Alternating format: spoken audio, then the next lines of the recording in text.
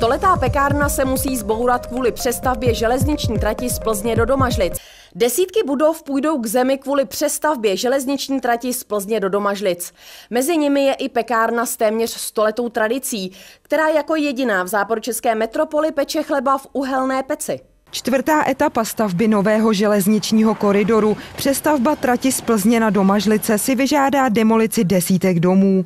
Některé z nich jsou už léta neobydlené, z jiných se budou muset lidé vystěhovat. Je to vlastně čtvrtá stavba, která by měla být zahájena 2020-2021. Teď jsme vlastně před začátkem mostu Mikulášská. To bude poměrně komplikovaná dvouletá akce a teprve po této akci bude následovat úprava domažlické trati.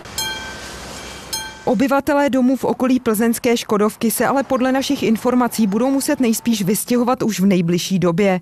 Soutěž na demoliční společnost, která desítky budov srovná se zemí, je totiž vypsaná a končí v září. Kvůli přestavbě železniční trati padne i poslední pekárna v Plzni, která peče chleba na uhlí. A spolu s ní i zděná pec, se kterou rodina Seberů pracuje už skoro 100 let. Jak je tak stará, takže už by se na ní šáhlo a začalo by se s ní jakoby nějakým způsobem manipulovat, jako že by se čistili cihly a takovýhle, tak věřím tomu, že by se to rozpadlo a už by to prostě nešlo dát dohromady zpátky. No. Většinu budov určených k demolici už odkoupilo město nebo správa železniční dopravní cesty a s původními majiteli se finančně vyrovnali.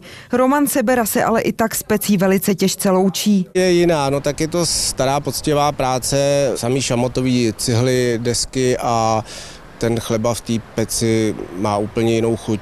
Troufnu si říct, že i díl vydrží, neplesnivý a říkám, ten chleba z té pece, z toho uhelného tepla je prostě úplně ten chleba úplně jiný. Pekárna je v současné době v nájmu a snaží se sehnat prostory s podobnou pecí, aby dlouholetá tradice rodiny Seberů neskončila. Jana Fajfrová, televize ZAK.